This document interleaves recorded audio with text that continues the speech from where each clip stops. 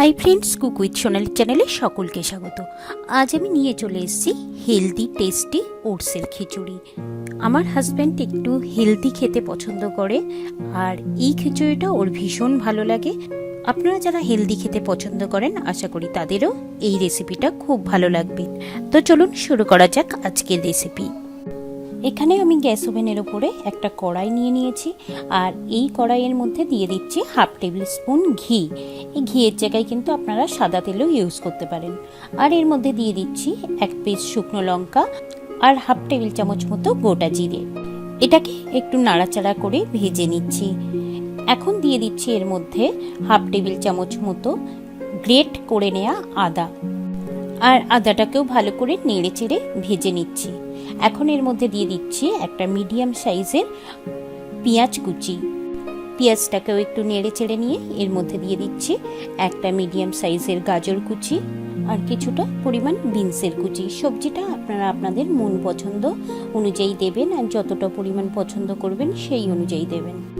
আর এটাকে একটু নাড়াচাড়া করেই এর মধ্যে দিয়ে দিচ্ছি 1 পিস টমেটো কুচি। টমেটোটাকেও একটু ভালো করে নাড়াচাড়া করে নিয়ে এর মধ্যে দিয়ে দেব একটু পরিমাণ মতো নুন আর 1/2 টেবিল চামচ মতো হলুদ গুঁড়ো। এখন এই সব জিনিসগুলোকে খুব ভালো করে মিশিয়ে একটু হালকা করে ভেজে নেব। আর এগুলো একটু ভাজা হয়ে গেলে এর মধ্যে দিয়ে দেব 1/2 কাপ মুগের ডাল।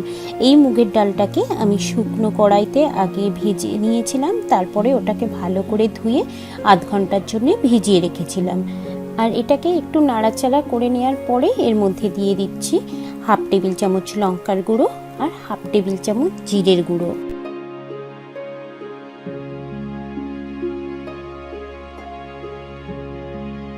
খুব ভালো করে নাড়াচাড়া করে এর মধ্যে দিয়ে দিচ্ছি 1/2 কাপ পরিমাণ ওটস, আর ওটসটাকেও সব কিছুর সাথে খুব ভালো করে মিশিয়ে নিচ্ছি। আর এই রেসিপিটি আপনারা কোথা থেকে দেখছেন সেটা যদি কমেন্ট সেকশনে কমেন্ট করে জানান, তাহলে আমি আপনাদের থ্যাংক ইউ জানাবো।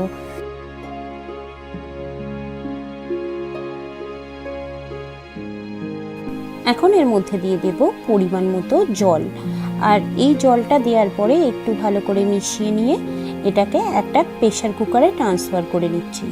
আপনারা চাইলে পুরো রান্নাটা প্রথম থেকেই প্রেসার কুকারে করতে পারেন। আমার এখানে দেখাতে অসুবিধা হবে বলে তো আমি প্রথমে কড়াইতে করে নিয়ে ওটা প্রেসার কুকারে ট্রান্সফার করে নিলাম। আরও একটু জল দিয়ে প্রেসার কুকারের মুখটাকে বন্ধ করে দিচ্ছি।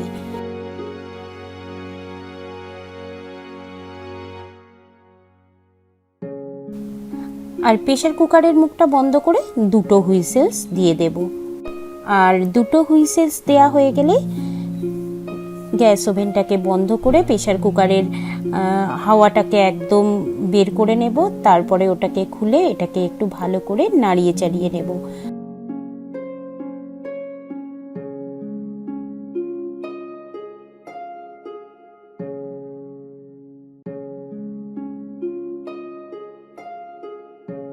আর এখানে রেডি হয়ে গেছে ওটসের খিচুড়ি। এখন এই খিচুড়িটাকে আমি একটা বাটির মধ্যে ঢেলে নিচ্ছি।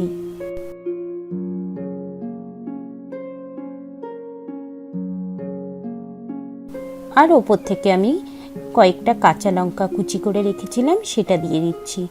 আপনারা চাইলে এখানে একটু ওপর থেকে ধনেপাতা কুচিও ছড়িয়ে দিতে পারেন, তাতে খেতে আরও ভালো লাগবে। তবে আমার হাজব্যান্ড যেহেতু ধনেপাতা অতটা পছন্দ করে না, সেই কারণে আমি এটা দিলাম না।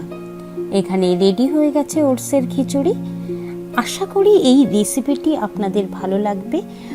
আর আরও হেলদি আর নিত্য নতুন এরকম রেসিপি পেতে আমার চ্যানেলটিকে এক্ষুনি সাবস্ক্রাইব করুন আর পাশে থাকা বেল আইকনটিকে ক্লিক করুন।